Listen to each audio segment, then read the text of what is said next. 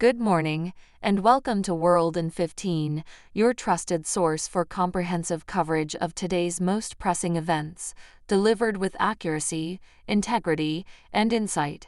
An Israeli airstrike targeted a UN school in central Gaza, resulting in at least 27 deaths among hundreds of displaced individuals, according to local authorities. We shall be reporting on this. The Israeli military confirmed the strike, stating the school housed a Hamas compound. Local journalists reported that 2 missiles hit classrooms on the top floor of the Nuseirat refugee camp school. Hamas's media office accused Israel of a horrific massacre, rejecting claims of a hidden Hamas command post within the school. Rescue teams and ambulances are transporting the injured and deceased to a nearby hospital. Social media footage shows devastated classrooms and bodies in a morgue. A woman injured in the attack cried out, "Enough war. We have been displaced dozens of times. They killed our children while they were sleeping." Ismail al-Thawabta, head of the Hamas media office, dismissed Israel's justification as fabricated stories to cover up the attack on displaced civilians. The Israel Defense Forces, IDF, stated that jets had precisely targeted a Hamas compound within UNRWA school in Nuseirat, claiming to have killed Hamas and Islamic Jihad terrorists involved in the 7 October attack on southern Israel, which resulted in around 1,200 deaths and 251 hostages taken. According to the Hamas-run health ministry, at least 36,580 people have died in Gaza since the conflict began. The IDF claimed efforts were made to minimize civilian casualties before the strike. Additionally, the Israeli military announced taking operational control of eastern Burej refugee camp and Deir al-Balah town in central Gaza amidst reports of intense bombardment and significant casualties. Médecins Sans Frontières, MSF, reported that at least 70 bodies, mostly women and children, had been brought to a local hospital since Tuesday. MSF described the conditions at Deir al-Balah's Al-Aqsa Hospital, one of the few operational health facilities in central Gaza, as apocalyptic. Back to you, John. Thanks for that update. 3 rusty water trucks stand at the edge of Kibbutz Malkiah, near Israel's border with Lebanon. These small, cartoonish vehicles are barely bigger than family cars. Nearby, a stack of industrial leaf blowers completes the meager firefighting arsenal. We have Jensen reporting on this. "This is all we have," explains Dean Sweetland, a resident. "We use these and the leaf blowers to push the fire back onto already burnt areas." Dean, originally from London, moved to the kibbutz 8 years ago. He is one of a dozen residents left to fight recent bushfires caused by Hezbollah rockets from Lebanon. "We're on our own," he says. "The flames can reach 6 meters high. Sometimes you can't get close." He gestures toward the leaf blowers. "We're fighting with gardening tools." Over recent days, footage of the fires has made headlines in Israel. The blazes, ignited by Hezbollah rockets hitting dry brush in the sweltering summer heat, have scorched 3,500 acres, according to forest officials. Monday was particularly intense, with 94 fires burning across the northern hills, said Israel's Fire and Rescue Commissioner, Ayel Caspi. Most are now extinguished or under control, but rockets still fly over homes, each with the potential to start another fire. "There are places firefighters don't go," Mr. Caspi told Israel's Can News radio station. "In certain areas where there is no immediate danger to human life and the army knows firefighters could get hurt, we are instructed not to enter, and I support this decision." From the terrace of his home, built from shipping containers a few hundred meters from the Lebanese border, Dean Sweetland points out plumes of gray smoke rising from nearby hills, the sounds of distant bombs and fighter jets filling the air. Most of Kibbutz Malkiah's residents were evacuated after the Hamas attacks on Israel on October 7, which prompted Hezbollah in Lebanon to begin firing on communities here. Both groups are labeled terrorist organizations by Israel, the U.S., and others. Dean, a former British Army soldier, stayed behind. He and a group of border community residents raced to extinguish fires in areas inaccessible to fire crews. "Especially when we're visible to Hezbollah, they'll target the soldiers," he says. "We hear drones while putting out fires." In the war's early days, tanks were stationed around the kibbutz, drawing significant Hezbollah fire. The tanks have since left, and between bombardments, the kibbutz is quiet.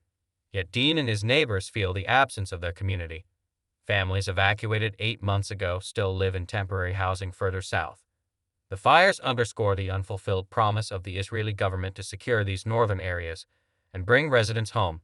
"We feel forgotten," Dean says. They don't care about the North. The prevailing attitude, he notes, is let it burn.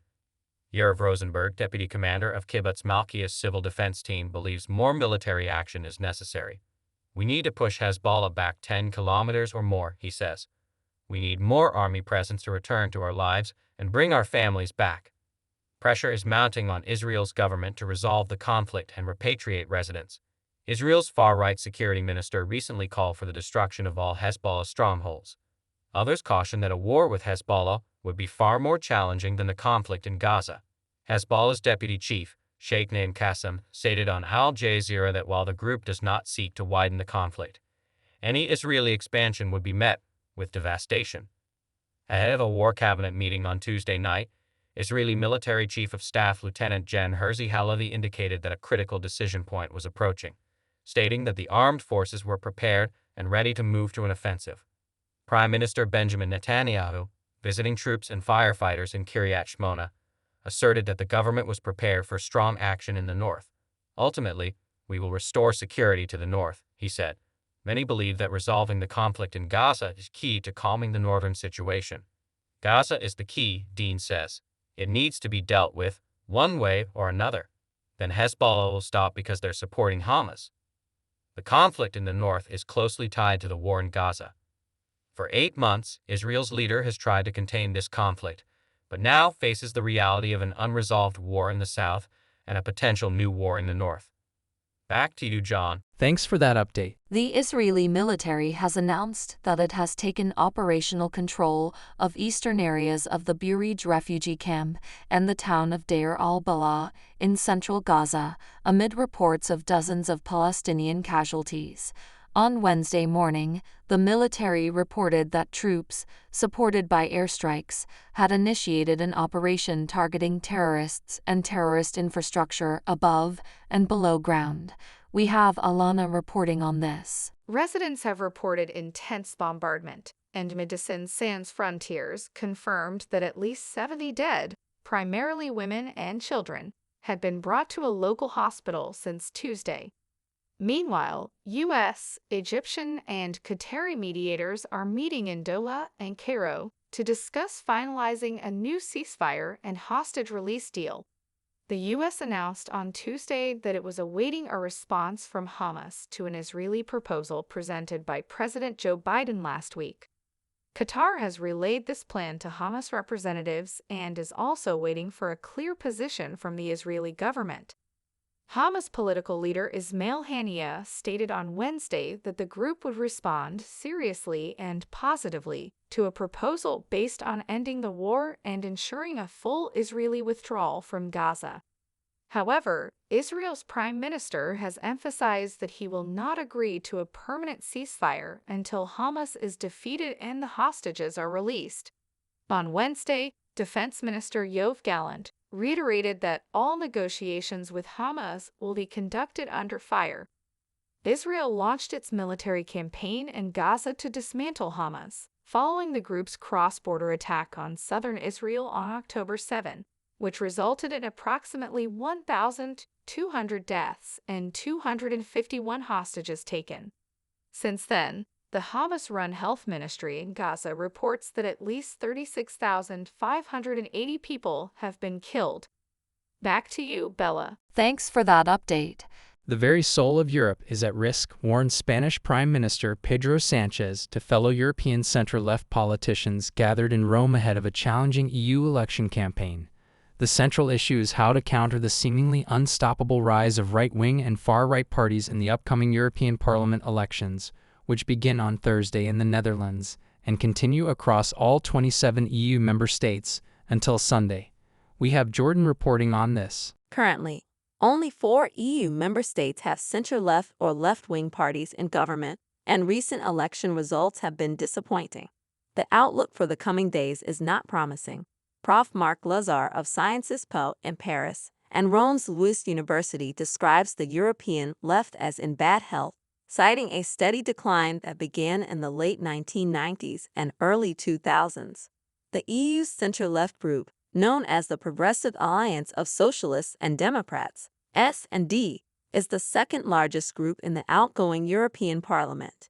However, they are projected to at best, hold on to their 139 seats in the 720-seat parliament.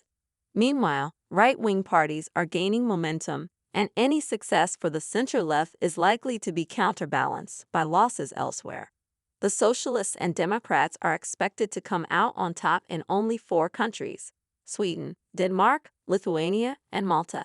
Even in Denmark, the Social Democrats under Prime Minister Mette Frederiksen are anticipating a significant drop in support.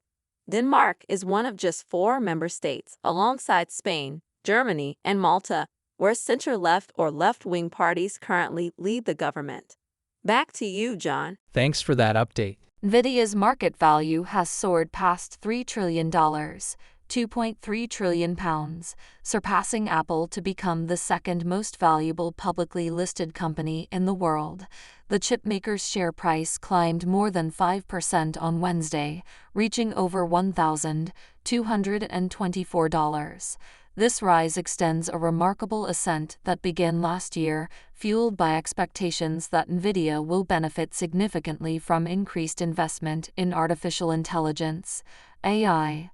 We have Ava reporting on this. NVIDIA's current market value is just behind Microsoft, which also plays a significant role in the AI industry due to its investments in ChatGPT maker OpenAI. NVIDIA's valuation was only $2 trillion as recently as February. However, a surge in share purchases was triggered after the company announced plans last month for a stock split. This move will increase the number of shares by a factor of 10, reducing their individual value and making them more accessible to small investors. The stock split is set to take place on Friday, and it is anticipated to further boost demand for NVIDIA's shares. Founded in 1993, NVIDIA was initially known for producing computer chips that process graphics, particularly for video games. Long before the AI revolution, NVIDIA began incorporating features into its chips to support machine learning, which has significantly increased its market share.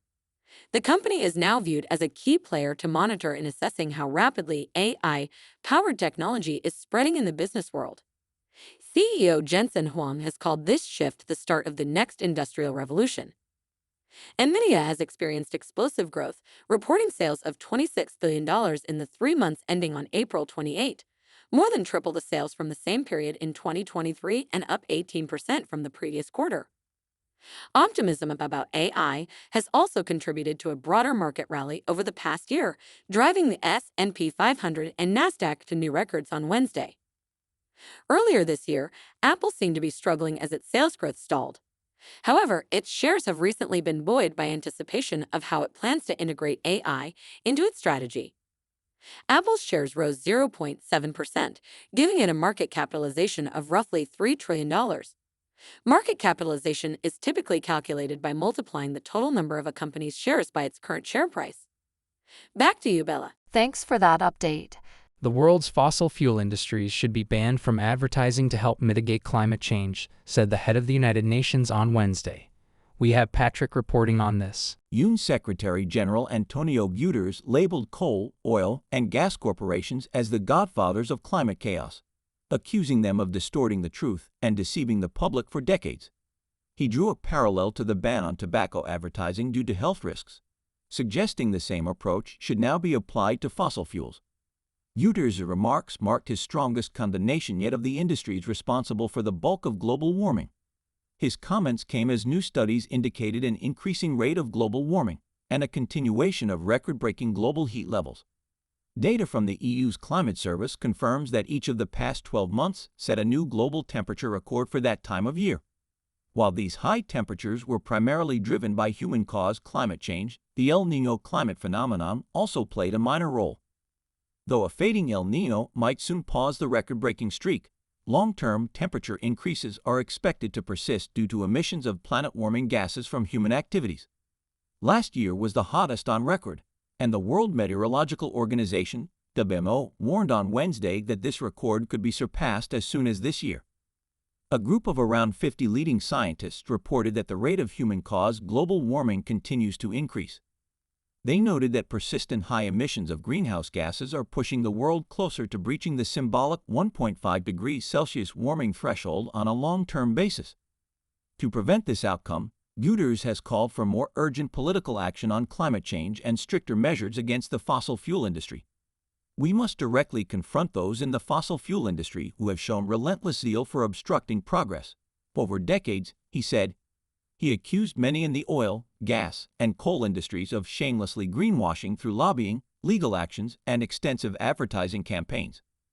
I urge every country to ban advertising from fossil fuel companies, Reuters declared to an audience in New York. And I urge news media and tech companies to stop taking fossil fuel advertising. In response, representatives of fossil fuel groups claimed their commitment to reducing emissions. Our industry is focused on continuing to produce affordable, reliable energy while tackling the climate challenge, and any allegations to the contrary are false, said Megan Blumgren, Senior Vice President of Communications at the American Petroleum Foundation. Back to you, John. Thanks for that update. Thanks for tuning in to World in 15 for your daily dose of news and updates. Don't forget to hit that subscribe button and turn on notifications so you never miss out on breaking stories and insightful analysis.